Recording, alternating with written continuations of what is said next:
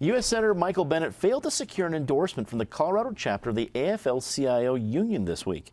Bennet was the only member of the Colorado Democratic delegation to not get an endorsement, reportedly from his support of legislation that gives President Obama the ability to make international trade agreements.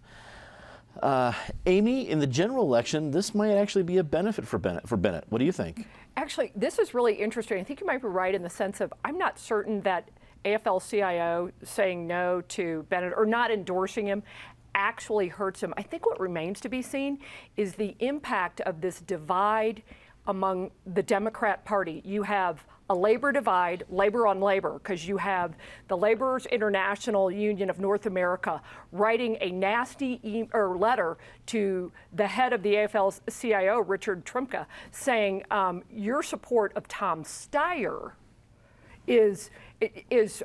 hurts unions, hurts working families, and his keep it in the ground policy is not a campaign slogan. They actually call it political BS, and they don't say BS, they say the full word, and they write this in a letter. So there is a labor in labor divide, and there is a green versus blue collar divide that I think is going to hurt Michael Bennet more in this race rather than the AFL-CIO. We saw Tom Steyer put millions of dollars into Colorado and in favor of Mark Udall. It didn't help in places like Adams County, where Cory Gardner ultimately won. It may not help again here. So I think AFL not endorsing him is not the biggest deal. I think it's the divide among the left. Eric, part of the deal of not getting the endorsement is also that the union itself would not commit to the grassroots work, knocking on doors, things like that. If Bennet is in a tight race, if the polls are showing that he has even a chance of losing, do you think the union changes their mind? Oh, they could. I mean, we still have 6 months or better part of 6 months to go. That's a long period of time. This would be bigger news to my thinking if Michael Bennet had a primary. If this was 2010 and you had Andrew Romanoff in the race or anyone else for that matter. There is no primary, so I don't think this matters a lot. Michael Bennet will have a plenty amped up ground game.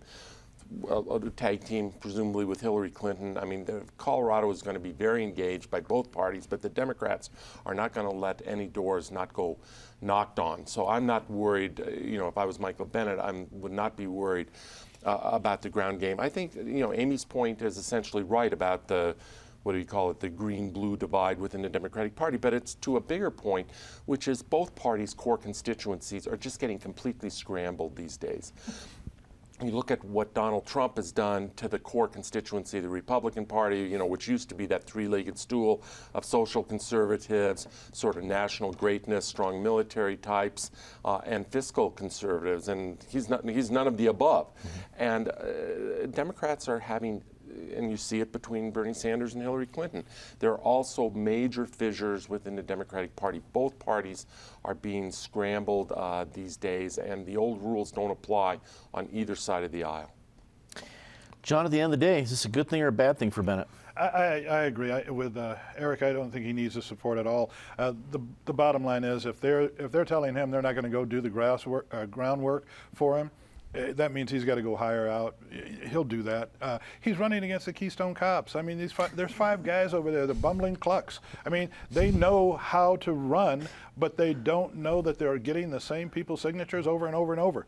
There are more voters in that district than just the 50 that they are, the 1,500 or 500 that they need. Come on, he should walk through this. If he doesn't walk through this, there's something wrong with his ground game.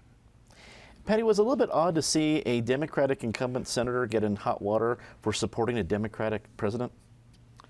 Not this political season. As we've said, it's so crazy you cannot predict, except you can predict that it's very unlikely that Michael Bennet will lose this. Yeah, the labor might come around to him. He already has a ground game. He doesn't need those people knocking on doors.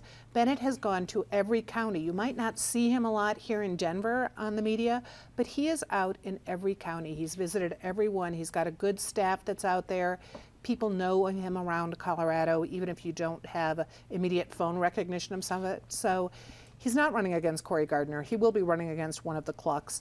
So it's really unlikely that he's going to have a tough time. And if it looked like he were going to have a tough time, sooner or later the Democrats would force the money on him.